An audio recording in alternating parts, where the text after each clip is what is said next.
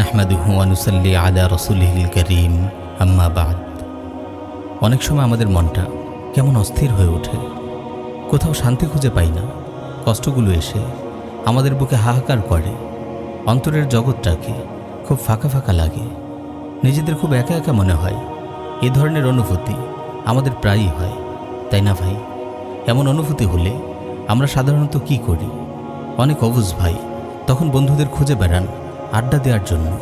কেউ বা মোবাইলে গেমস খেলেন, কেউ গান শুনে বা মুভি দেখে সাময়িক প্রশান্তি লাভ করার চেষ্টা করেন। কিন্তু এসব করি কি আদৌ মনের কষ্ট হতাশা দূর হয়? না, হয় না, বরং আরও বেড়ে যায়। প্রিয় ভাই, আমাদের হাসিগুলো কৃত্রিম হাসি, আমাদের খুশিগুলো লোক দেখানো। আমরা আসলে মন থেকে হাসতে পারি না।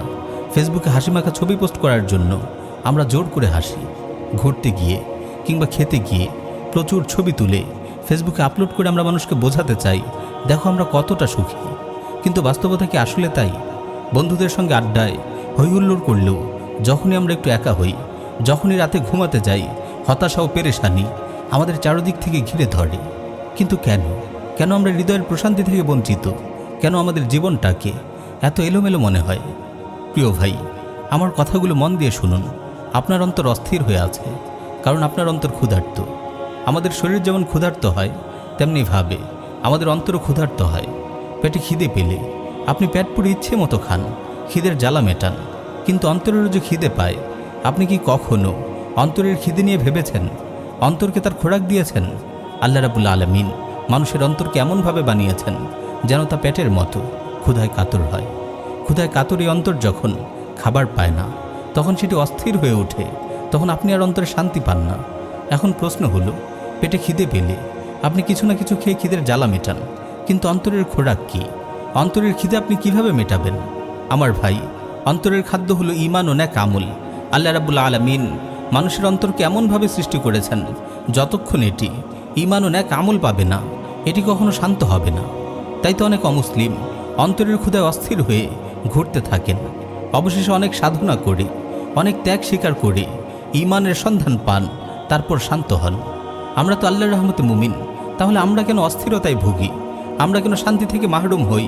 তার কারণ হলো নেক আমলের অভাব। প্রিয় ভাই, আল্লাহর ইবাদত মুমিনের আত্মার খোরাক। যে অন্তরে এই খাদ্য ঠিকমতো সরবরাহ করা হবে না, সেই অন্তর কখনোই শান্তি পাবে না। তাই তো প্রকৃত মুমিনরা সব সময় আল্লাহর ইবাদতে মগ্ন থাকেন, আর সুখ ও শান্তি তাদের জীবনের অবিচ্ছেদ্য অংশে পরিণত হয়। তারা সর্বদা আল্লাহর জিকিরে মগ্ন থাকেন, আল্লাহর সান্নিধ্য অনুভব করেন। আল্লাহ রাব্বুল আলামিন বলেন, আল্লাযীনা আমানু ওয়া তাতমাইন্নু কুলুবুহুম বিযিকরিল্লাহ, আলা বিযিকরিল্লাহি তাতমাইন্নুল কুলুব। যারা ঈমান আনে এবং আল্লাহর স্মরণে যাদের হৃদয় প্রশান্ত হয়, জেনে রাখো আল্লাহর জিকিরেই অন্তর প্রশান্ত হয়। প্রিয় ভাই, আপনি ইবাদত ও জিকিরের মাধ্যমে আল্লাহর নৈকট্য অর্জন করার চেষ্টা করুন। আপনি অন্তরে এমন এক অপার্থিব স্বাদ অনুভব করবেন যা আপনি আগে কখনো অনুভব করেননি।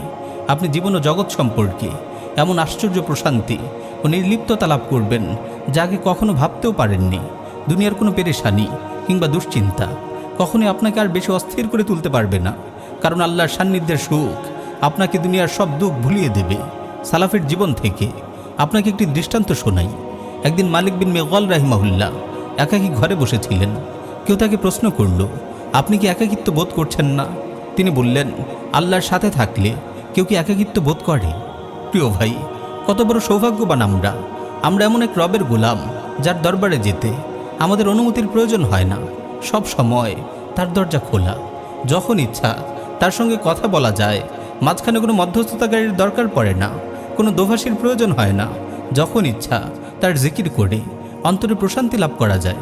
তাই তো মুসলিম বিন ইয়াসার রাহিমাহুল্লাহ বলেন, আল্লাহর দরবারে একান্ত মুনাজাতে যে স্বাদ পাওয়া যায় তার কোথাও পাওয়া যায় না। প্রিয় ভাই, এবার চলে আসুন। অস্থির মন নিয়ে অনেক ঘুরোঘুরি হয়েছে, অশান্ত হৃদয় নিয়ে অনেক কষ্ট পেয়েছেন। এবার নিজেকে একটু সময় দিন, এবার আপনার রবের দিকে একটু মনোনিবেশ করুন। এবার দিনের পথে ফিরে আসুন। ইনশাআল্লাহ জীবন ও জগতের বাস্তবতা আপনার সামনে ধীরে ধীরে স্পষ্ট হয়ে উঠবে। দিনের মাঝেই আপনি খুঁজে পাবেন বেঁচে থাকার প্রকৃত অর্থ।